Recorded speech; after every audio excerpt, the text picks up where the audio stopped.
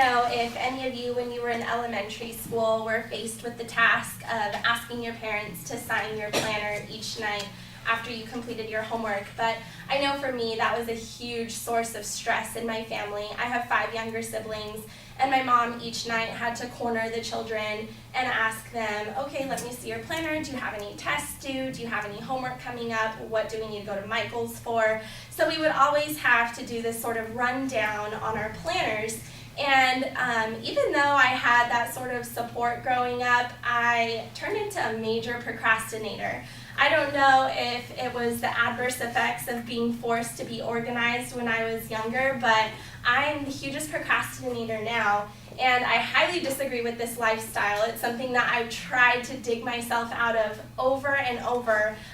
Some of you see me with my planner all the time. I love my planner so much, but even though I write things down and I decorate it, it just still doesn't seem to keep me on track. A very misled student once said, "Never do today what you can put off until tomorrow." And today I will illustrate for you the negative effects of procrastination in school life, work life, and I'll even try to pose a solution for how we can all try to avoid this lifestyle.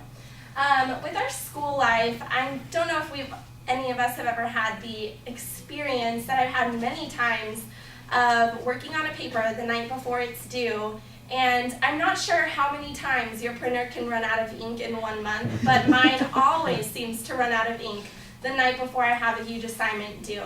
This is a terrible feeling, and I was once even forced to go to the 24-hour Kinko's down the street here on Harbor because I truly was out of options, and I had an early morning sociology class, and I was just faced with nothing else to do. That was the most terrible feeling. And it doesn't even just have to be technology issues. It can be like you're working on a poster and you run out of paint, or your last paintbrush breaks. And I kid you not, these are all personal examples. I don't know if I just attract the bad luck or if it's really just the procrastination that needs to be fixed. But either way, it's always ended up in a less than excellent grade that I would have liked. And while I may not have deserved it, I always end up wishing that I had started the project or the paper or the assignment just a little bit sooner. In my work life, I work at Starbucks and I write the chalkboards for the new promotions. So I love to decorate them and I love to go all out, but somehow every night before the start of a new promotion, I find it 11:30, my store closes at midnight. I find it to be 11:30 p.m. and I'm on Pinterest deciding like what my chalk art patterns will be for the next day, and my manager's just like, "You couldn't have come in this morning, like, you know what, why do you always have to procrastinate?" And I fear that one day it will lead to me getting a write-up or possibly getting fired, but hopefully not, because she really likes me and I love doing the chalkboards, but it's still disappointing to everyone when things aren't done on time. So to fix this, I've already mentioned, I tried to combat my procrastination issue by purchasing a paper planner. And it really helps me personally to have things written out. I don't know if you've ever tried it now as adults. It's sort of different than when you're a child. I've also found a community of people who love planners on Instagram, and they do all sorts of things to keep themselves on track. There are tons of shops on Etsy where you can get Post-it notes and cute little to-do lists. And I love looking at all that stuff so much. It's a source of great joy for me.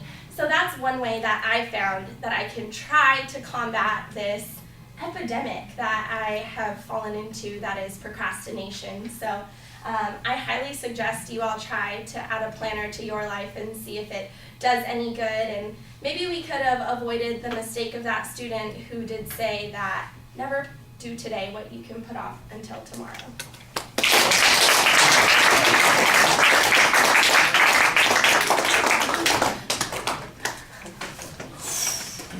So good. Yeah, I'm doing it prepared. Yeah.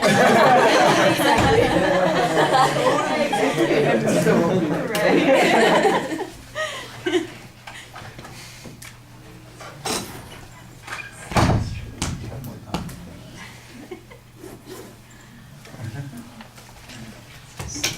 All right, well, as usual, Cassie, I think you've done a very admirable job. I like the start. You've got a good personal story at the beginning, and you're relating to the audience.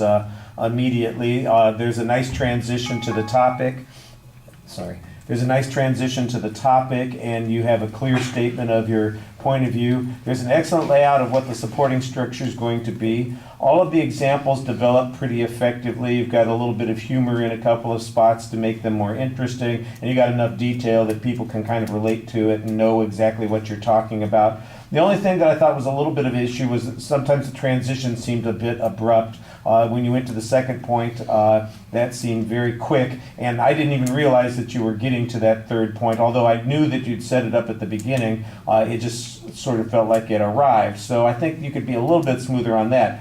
Delivery stuff, the only thing that I would suggest at all is maybe you try walking the transitions a little bit, because you do kind of change the orientation of your body while you're speaking, and you are looking to different people, but you do stand in the one spot a little bit, and stepping forward, let's say, as you're getting to each point, that might help identify those transitions a little bit more too. So those two things would fit together very effectively. I thought you had an excellent conclusion of the speech. Everything was put together nicely, and I think everybody is now fearful about being able to do a good job, because you did such a nice job on that. And by the way, you guys can keep your topics. That's your souvenir of the day. Please don't give them back to me. All right, thank you.